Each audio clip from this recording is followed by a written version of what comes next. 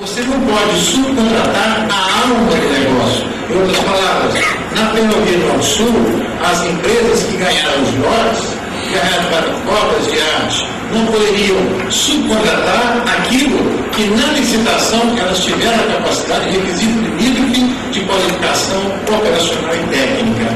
Elas poderiam, na realidade, subcontratar, por exemplo, aterramento, poderiam contratar o desmatamento, e assim sucessivamente. Poderiam e deveriam contratar os microempresários, toda a sua extensão de alimentação e contratar um pessoal que habita a região. Professor Jacobino, professor Jessé, eu entendo que aqui nós temos que repensar a contratação pública do projeto básico ao prever essa regra, na medida em que a economia dela, e a professora Maria Odete acho que concorda comigo, será muito maior na medida em que você contrata um empregado que não tem necessidade de transporte coletivo, ser subsidiado, você olha a um quarteirão, dois da sua própria casa.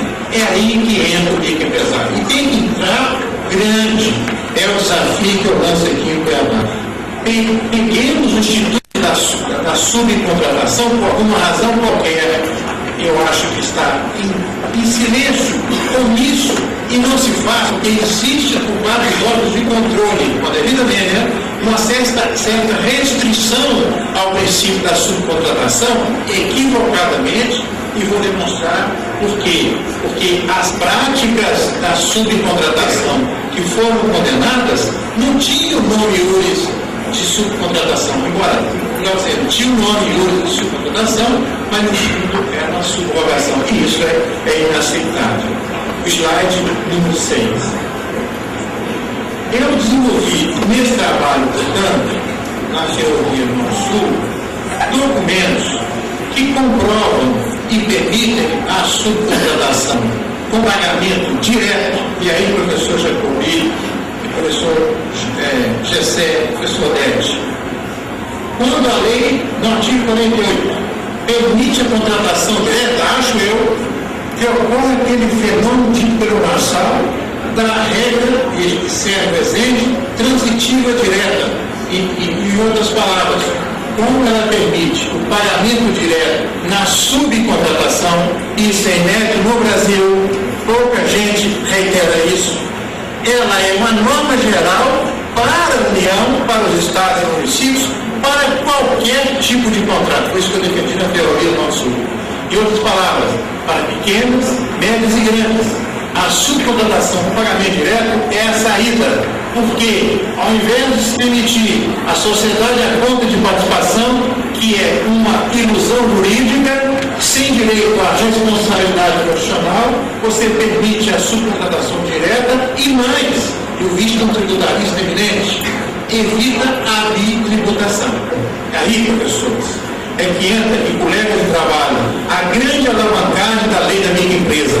Ela vai evitar na subcontratação direta, e fala aqui de grandes obras, Ferrovia do Sul, que a empresa receba o pagamento em nome dela, ao invés de ter a bitributação, ou seja, para titular do contrato em tudo persona e para a subcontratada. Portanto, a meu ver, e mais ainda, essa matéria, hoje em dia, com a adoção do pagamento direto, a subcontratada, com a resolução 1509 do CONFEA, que prevê o registro, inovadoramente, do subcontratado de RT, eu penso que nós podemos dizer que ganha fôlego essa nossa tese, que o direito subjetivo público à contratação direta é uma consequência do Instituto da Subcontratação previsto em 48.2. E aqui me permitiria não discordar do professor Jacobi, mas apenas compartilhar com ele a tese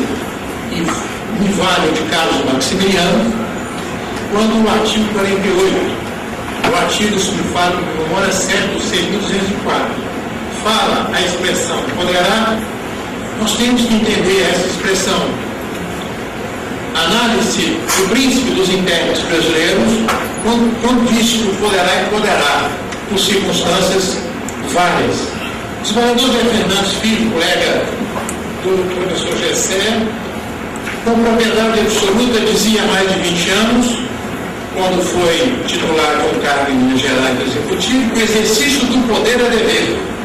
E na medida em que o exercício do poder é dever, se o texto funcional determina no artigo 219, olha que eu não estou evocando os demais dispositivos de microempresa, eu estou dizendo, eu estou afirmando que licitação é regulação de mercado, e diz o dispositivo, estou dizendo agora que ele é um dispositivo que tem fundamento no 219.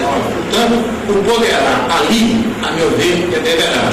E diria mais, na medida em que os editais são omissos, eles cometem, a meu sentir, uma ilegalidade se não disserem por que emitiram as microempresas. É outro ponto que eu acho que nós estamos em silêncio obsequioso e não podemos continuar assim. Os editais de licitação têm que ter no ato justificativo interno o motivo pelo qual não se apoia o microempresário. Vou repetir isso. Isso está no 48. Se o edital não diz, a omissão e a omissão é ilegalidade. É muito mais grave agredir o princípio que a norma. O ministro Veloso, que vocês ouvirão hoje à tarde, diz que a omissão é o pior do que a ilegalidade, em um acordo há mais de 25 anos atrás. Portanto, o microempresário não pode consentir, o SEBRAE não pode admitir, e os tribunais de contas têm o dever, poder, de exigir que os editais sejam bem feitos. Bem feitos no sentido de aduzir por que não adotam o direito subjetivo do microempresário participar. Vou tornar assim. Para mim, o poderá é deverá, porque raciocino com a Constituição Federal. Prefiro errar com ela do que fazer aqui, a meu ver, uma negaça para bater licitantes, no caso dos microempresários. Eu gostaria também de salientar que no Congresso Brasileiro de Pregoeiros, realizado no Paraná, eu defendi essa tese, no sentido de que o poder regulamentar, isso eu aprendi com o professor Jacobi, que deu o exemplo para nós, no direito brasileiro, de que há regulamento autônomo, e ele é um dos redatores do 3.931, e esse decreto liriqueza com regulamento autônomo. Eu entendo, portanto, que o 6.204, apesar da omissão existente, pode o edital, não, mesmo não sendo um poder regulamentar, mas um ato normativo, e como um ato normativo material, você pode incluir nele aquilo que o decreto, o poder regulamentar, não quis fazê-lo, a meu ver, impropriadamente. Ou seja, se o texto funcional diz que é obrigação do Estado fomentar a atividade comercial do microempresário, por que eu vou dizer que isso é uma faculdade ao ordenador de despesa? Jamais, a meu ver, será, e o exemplo que eu trago disso é de decretos federais, como 3.931, que inovam ao admitir, por exemplo, registro de preço para serviços que depois a lei 12.005 não admitiu.